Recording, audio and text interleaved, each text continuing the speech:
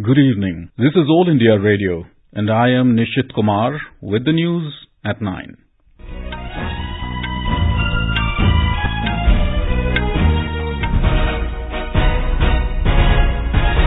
The headlines. Prime Minister Narendra Modi to name 21 islands of Andaman and Nicobar after Param Vir Chakra awardees to mark the birth anniversary of Netaji Subhash Chandra Bose tomorrow. Full dress rehearsal of Republic Day parade to be held in New Delhi tomorrow. The Prime Minister suggests making police forces more sensitive and trained in emerging technologies.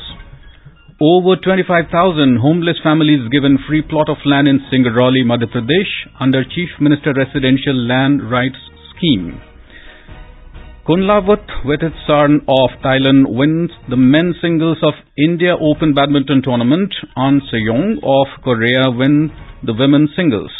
And in Hockey World Cup, Spain enter the quarterfinals defeating Malaysia 4-2. Match between India and New Zealand underway at Bhubaneswar. And now the news in detail. Parakram Divas will be observed tomorrow to mark the 126th birth anniversary of Netaji Subhash Chandra Bose. On the occasion, Prime Minister Narendra Modi will name 21 unnamed islands of Andaman and Nicobar after Param Vir Chakra awardees through video conferencing. During the program, Mr. Modi will also unveil the model of the national memorial dedicated to Netaji to be built on Netaji Subhash Chandra Bose Dweep. A report. The largest unnamed island will be named after the first Param Vir Chakra awardee, the second largest island after the second Param Vir Chakra awardee, and so on. These islands have been named after the 21 Param Vir Chakra awardees, including Major Somnath Sharma, Nayak Jadunath Singh, Company Havaldar Manoj Piru Singh, Lance Nayak Albert Eka, Major Ramaswamy Parameswaran, Captain Vikram Batra, and Lieutenant Manoj Kumar Pandey. Keeping in mind the historical significance of the Andaman and Nicobar Islands and to honor the memory of Netaji Subhash Chandra Bose, Ross Islands was renamed as Netaji Subhash Chandra Bose Dweep by Mr. Modi in 2018. Neil Island and Havelock Island were also renamed Shahid Dweep and Swaraj Dweep. Ramya, News Desk. On the occasion of Parakram Divas, Ministry of Education is organizing a nationwide painting competition in 500 Kendriya Vidyalayas. The competition is being organized in the run-up to Pariksha Pe Charcha 2023 to encourage students' creative expression. The theme of the competition is Exam Warrior, based on the book written by Prime Minister Narendra Modi. A total of 50,000 students are expected to take part in this competition.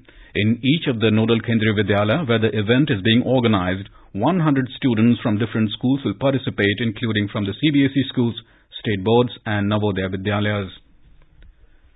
President Draupadi Murmu will confer the Pradhan Mantri Rashtriya Bal Puraskar at a ceremony in New Delhi tomorrow. 11 children have been selected for this year's awards.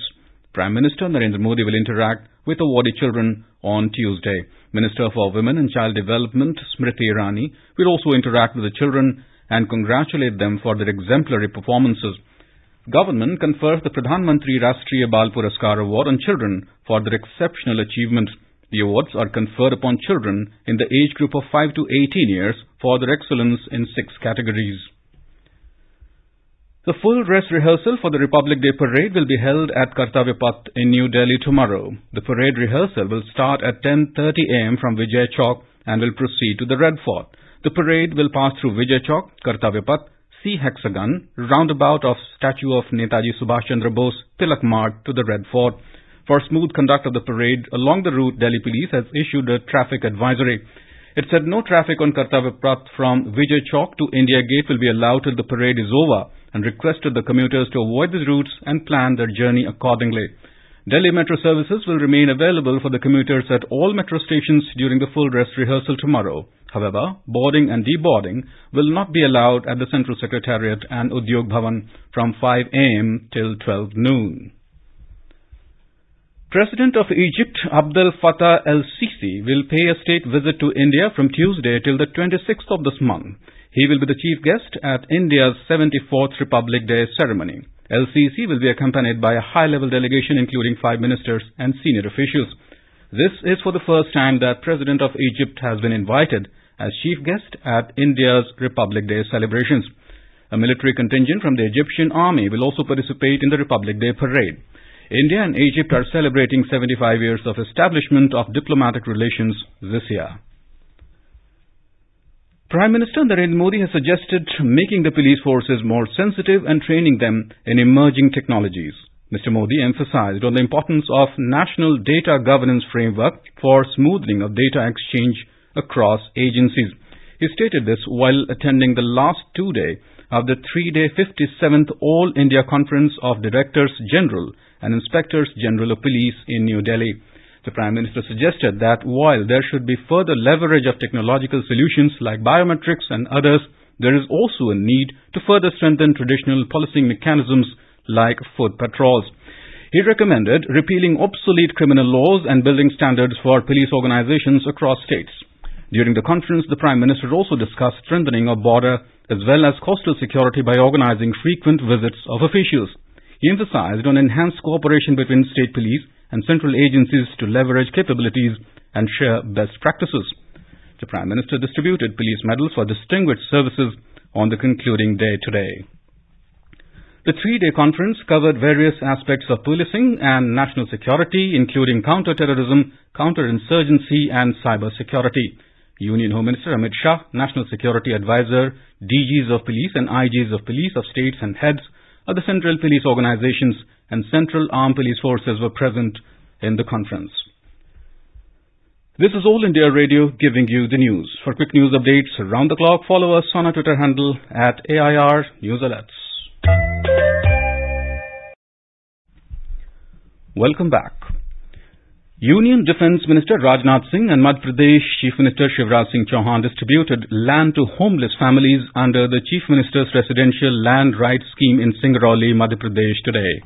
On the occasion, more than 135 crore rupees were deposited in the accounts of about 6,78,000 beneficiaries under the Mukhyamantri Kisan Kalyan Yojana. The Defence Minister and the Chief Minister also laid the foundation stone of the Government Medical College building to be constructed at a cost of 248 crore rupees and Institute of Mining Technology to be constructed at a cost of 60 crore rupees. Speaking on the occasion, Defence Minister Rajnath Singh said, Prime Minister Narendra Modi has taken many steps which were not even thought of earlier. He said no one had thought that by 2024 all the poor of the country would get their own house, drinking water and cooking gas cylinder.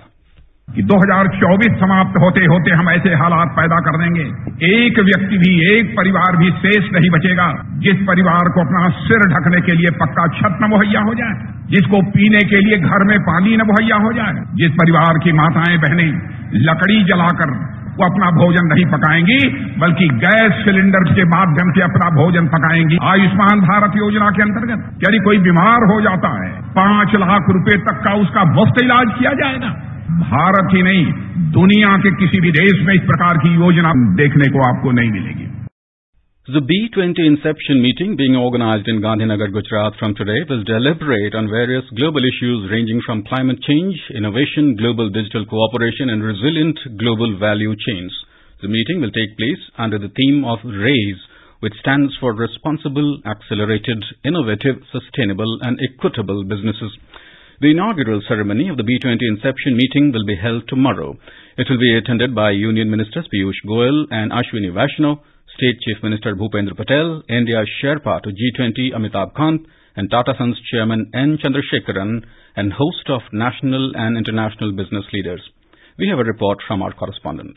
Ahead of formal inauguration of B20 meet in Gandhinagar, G20 delegation today visited Dandi Kutir Museum in Gandhinagar and took the glimpse of Mahatma Gandhiji's life journey and principles. On reaching Gandhinagar, the delegation was welcomed in traditional Indian manner. Nearly 600 delegates, including 200 international delegates, are taking part in the B20 India meet. The cultural bonanza is being organized today evening, where delegates are taking experience of Gujarat's traditional dance forms such as Garba, Dangi tribal dance and Mishra. This will be followed by a dinner hosted by CM Bhupendra Patel. Aparna Khun, AR News, Ahmedabad. Information and Broadcasting Minister Anurag Singh Thakur today criticized the West Bengal government for alleged misrule in the state. He said it is a blow to democracy and an atmosphere of violence is disrupting the pace of development, affecting investment and employment opportunities. He was speaking to media persons at the Vivekananda Museum in Kolkata during his day-long visit. On wrestlers' issue, the minister said all allegations of the players have been heard in this regard and said that an inquiry committee will look into them.